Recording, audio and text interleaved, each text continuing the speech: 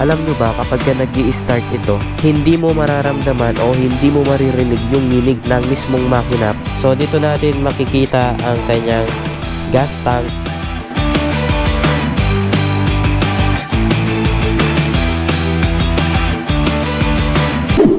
What's up sa inyo mga ka-Phantom? Today, i-review natin ang ating Honda Click. 1 month na nga pala sa atin itong motor na to. Syempre, para mabigyan ko lang kayo ng idea, ngayon lang tayo gagawa ng review sa kanya. Ipakita ko lang yung lugar kung nasaan tayo ngayon mga ka-Phantom. Ito yung lugar na kung saan dito tayo nagbibideo noon sa aking Sniper 155. So madami na ring pinagbago compare noon kasi makikita natin. Ayan o, nakikita nyo ba yung ginagawa nila dyan sa loob nyan? Dyan kasi tayo dati nagpa-park at nagte-test drive sa ating Sniper 155 at hindi na natin mapupuntaan kasi makikita nyo madami ng sasakyan.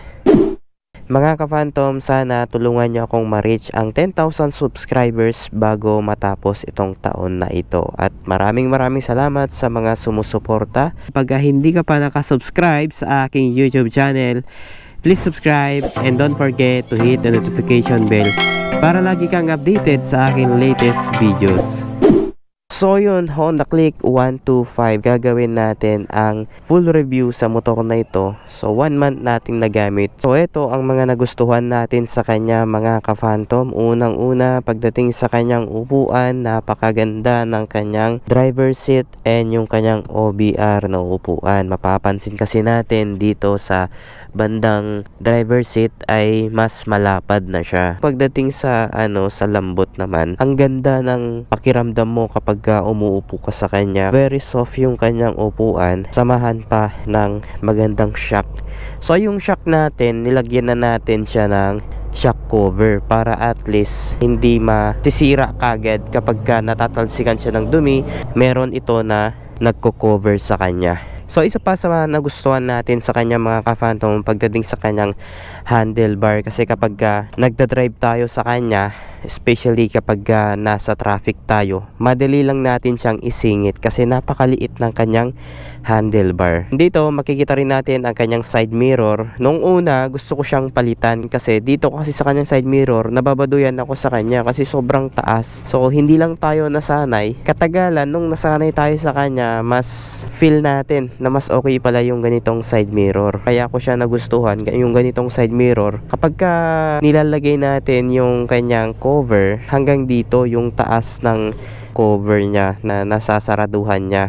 So kapag ganoon kasi nagpa-park tayo sa SM, so ngayon kapag mainit kasi at nakalapat lang dito yung cover mo, pwede kasing maluto itong pinaka digital panel mo. So kaya mas magandang mas mataas pala yung iyong side mirror para hindi na rin masunog yung digital panel mo. Kasi kadalasan kahit may cover ka na, kapag mababa yung pinaka cover mo, nasusunog yung digital panel mo, nagkakaroon siya ng screen burn.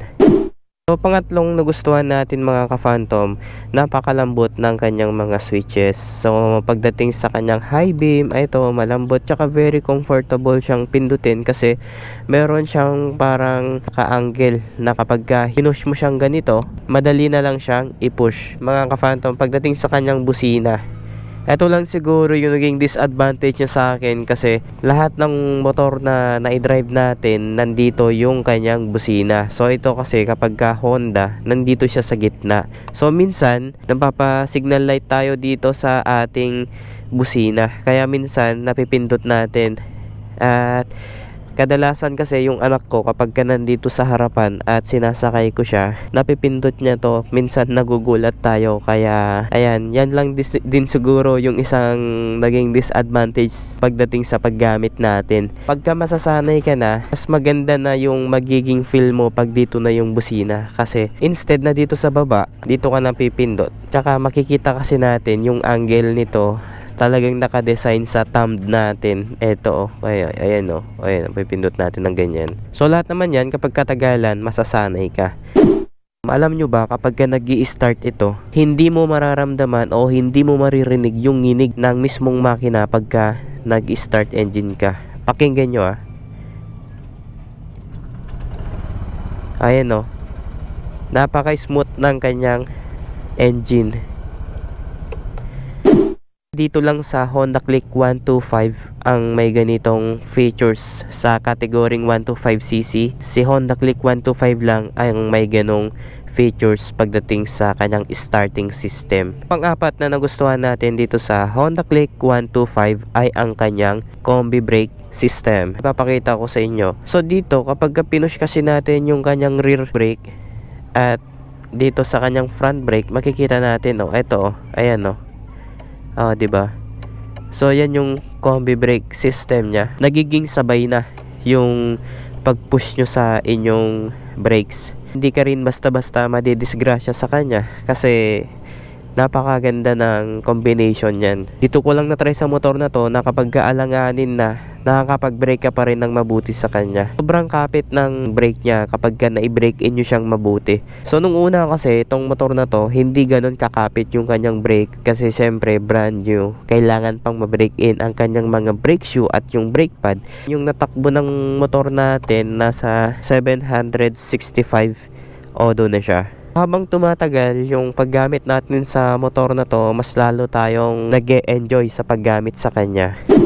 Madami na ring nakagawa ng review about sa motor na ito, pero etong sasabihin ko sa inyo, yung makaka-experience pa lang ng bibili ng motor na katulad nito, dating naka-manual, maganda talaga yung magkaroon ka ng scooter unlike sa mga de-manual na motor. Bali naka-LED headlight na yung motor na to, at kung mapapansin nyo, magkaiba na yung itsura ng version 1, version 2 at version 3. So madaming nagsasabi mga ka-Phantom na itong motor na to ay version 4 na. Ito yung latest model. Ganitong kulay na din mga ka-Phantom na nai-release, kaso nga lang yung kulay niya na nasa harapan is plain siya. At kung mapapansin nyo rin, kaya ko siya nasabing version 3 kasi walang pinagbago sa makina, sa kanyang digital panel, side mirror, lahat sa kanyang looks. Dito lang talaga itong kulay black lang na ito ang pinagkaibahan niya sa mga version 3 na lumabas. Kaya itong Honda Click natin version 3 pa rin siya. Pagdating naman sa kanyang gulong, wala tayong masabi kasi nakabalance yung kanyang PSI ng ating gulong. So pagdating sa kanyang front, naglagay tayo ng 29 na PSI, at sa likod naman naglagay tayo ng 33 na PSI. Pagdating sa kanyang spike, kung nakita nyo na ang spike ng Eurogrip, may pagkaparehas silang pag ganito yung kanyang spike. Ayan makikita nyo. Alam naman natin kapag bago talaga, maganda talaga yung gulong ng Honda Click. Siyempre stock is good. Yung kanyang disc, makikita kasi natin dito compare sa version 2 na straight na pabilog. So ito medyo may konting design na, parang tinulad na rin itong kanyang front wheel na parang LEC ng electric fan.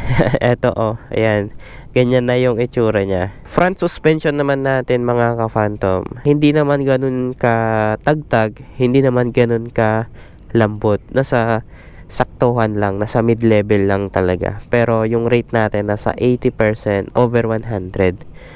Madami rin kasing nagsasabi na masyadong malambot yung kanyang front shock. Kaya sa akin naman, since madami na tayo nagamit na motor, yun lang kapag madami silang nailalagay na mga gamit sa mismong footboard, talagang medyo bumababa siya ng konti, pero very minimal lang naman yung pagbaba ng harapan niya. So siguro sa mga naka-experience dyan, yung mga di-deliver ng Shopee, Lazada, yan. Kasi kapag ginamit nyo talaga yung motor, ganun nakakargahan nyo siya ng mabibigat, syempre, kailangan nyo mag-modify. So yung mga iba, nagmo-modify sila, pinapatigas nila yung front shock at nagpapalit sila ng rear shock. Ito palang mudguard natin mga ka-Phantom, hindi pala ito stock. Karamihan sa mga nagtatanong, sinasabihan ko sila na binili ko ito sa Shopee. So kung gusto nyong bumili ng ganito mga ka-Phantom, i-check nyo sa description yung link para at least meron kayong idea kung saan kayo bibili ng ganito. Bali made by Fiber pala to mga ka-Phantom. At sa pag-i-install natin dito mga ka-Phantom, meron din to sa natin, sa vlog natin. So ilagay ko na lang yung link diyan sa taas. So ayan, makikita nyo. Yan yung link kung saan tayo nag-install. Punta naman tayo dito sa kanyang rear light. Makikita natin dito is naka LED yung kanyang rear light. So ito, makikita natin dito, napakaganda ng kanyang ilaw pagdating sa kanyang likod. Kasi kung ano kasi yung design na nasa Airblade 160, ito magkaparehas lang sila ng design. And dito rin mga ka-Phantom sa kanyang signal light, both signal light pala natin, front and rear, ay naka LED na siya. So hindi masakit sa mata kapag nag signal light ka sa gabi, at mas visible ito kapag umaga. Itong motor na to, meron siyang radiator. So dito kasi mga ka-Phantom, sa ganitong 125cc, kadalasan ay naka air-cooled lang sila. So itong motor na to, naka-radiator na siya. So nalalagyan siya ng coolant. Dito rin natin makikita yung kanyang level ng coolant kapag magdadagdag ka or kapag mag-change coolant ka. Ito yung kanyang reserve. Dito natin makikita kapag binuksan natin yan. Syempre, hindi mawawala dyan ang kanyang underseat compartment.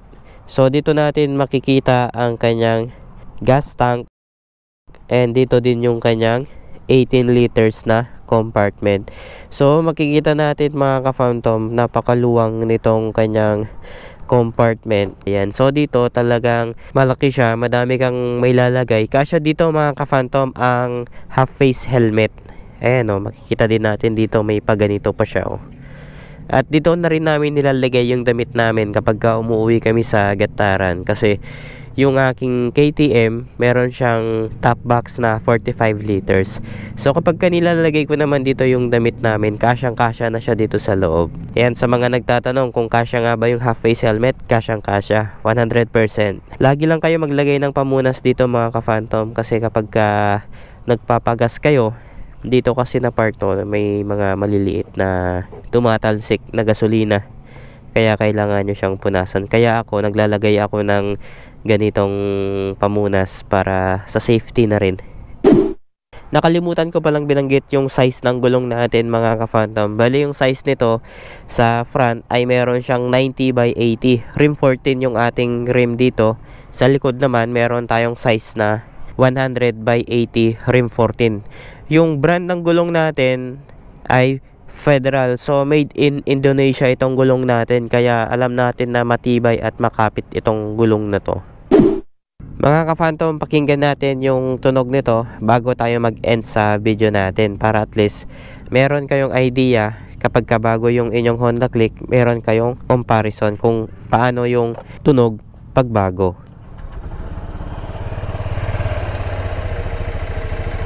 So ganyan yung tunog niya kapag nag-start tayo sa kanya. May mga ibang naririnig kasi tayo sa group na kumakalansing ang tunog. So hindi ko alam kung factory defect nga ba yung mga yun or sadyang may tama na ang makina.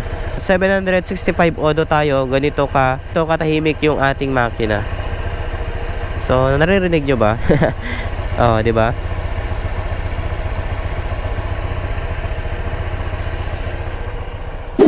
Ngayon mga ka-Phantom, sasakyan natin siya at yung height natin ay 5'7" tayo. So ganito yung sitting position natin. Relax na relax siya kapag sinasakyan natin, lalong lalo na kapag hinawakan natin yung kanyang handlebar. Ayan o. One thing lang na na-notice natin sa motor na to, kapag nililiko natin siya, ayan o, may tumutunog. Ayan.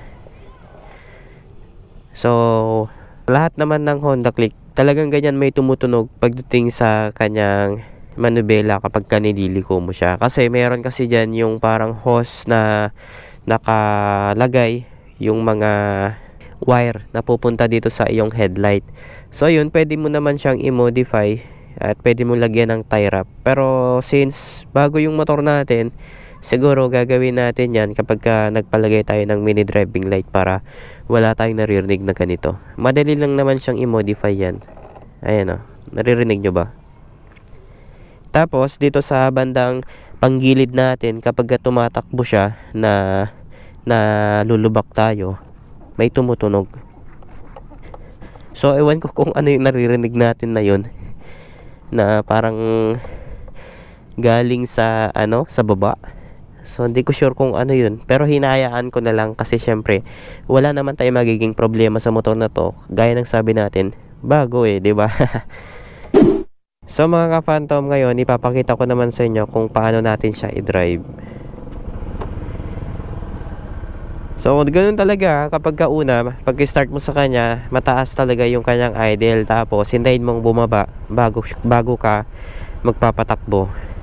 So unang-una, ito meron na rin siyang tutorial yung gagawin nating review. Ilalagay nyo muna yung left na paa nyo. So unang-una, left yung itataas nyo. Iikot tayo ng isang beses papunta doon. Ayan, iikot tayo dito. Ayan, tapos biritin nyo. Ayan. Oy, napaka-smooth.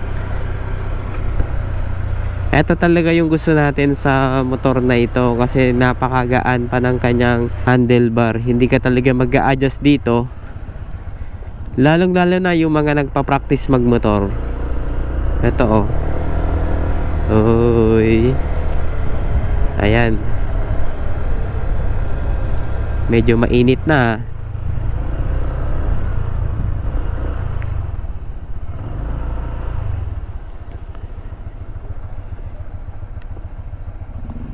Smooth ba? So ayan mga ka-Phantom, nakita nyo na kung gaano kaganda itong motor na to. At para sa mga nagtatanong kung ilan ba yung na-top speed natin sa motor na to, so nakagawa tayo dyan ng video. Nag 112 kph yung ating Honda Click. 109, 110, 111, sige pa, 112 na meron tayong back ride. At soon, itetest natin ang kanyang top speed na ako lang mag-isa. So siguro kaya niya mag 115, yung mga something ganun siguro yung takbo niya, pero makikita naman nyo dun sa video. Abangan nyo mga ka-Phantom sa next video natin ang iba pa nating content about sa motor na to. Kaya kapag hindi ka pa nakasubscribe sa aking YouTube channel, please subscribe and don't forget to hit the notification bell para lagi kang updated sa aking latest videos.